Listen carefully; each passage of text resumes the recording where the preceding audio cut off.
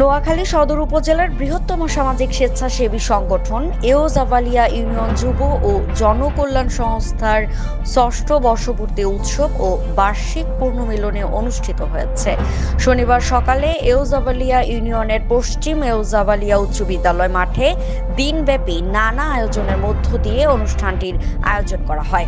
এ সময় সংগঠনের প্রতিষ্ঠাতা সভাপতি লুৎফর রহমান সোহাগের সভাপতিত্বে প্রধান অতিথি হিসেবে বক্তব্য রাখেন নোয়াখালী সদর উপজেলার যুব উন্নয়ন কর্মকর্তা জাহিদ হোসেন।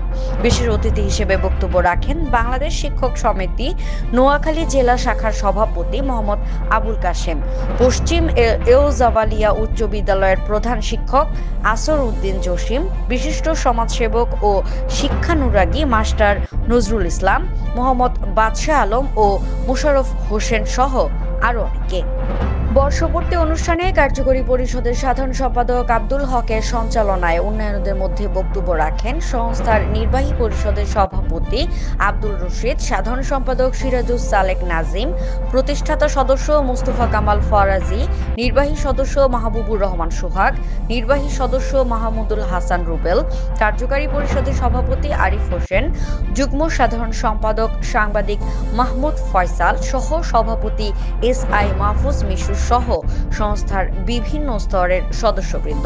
এ সময় মানব কল্যাণে বিশেষ অবদান রাখায় এওজাভালিয়া ইউনিয়ন যুব ও জনকল্যাণ সংস্থার প্রতিষ্ঠাতা সভাপতি লুৎফর রহমান সোহাগকে আজীবন সম্মাননা প্রদান করা হয়েছে।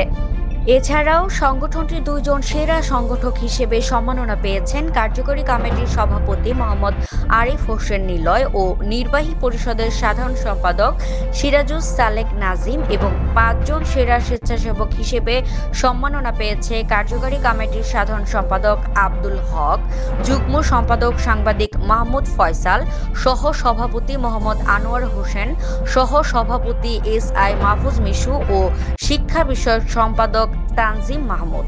অনুষ্ঠানে মানব সেবায় বিশেষ অবদান রাখায় এওজাভালিয়া ইউনিয়নের 12টি স্বেচ্ছাসেবী সংগঠনকে সম্মাননা প্রদান করা হয়েছে।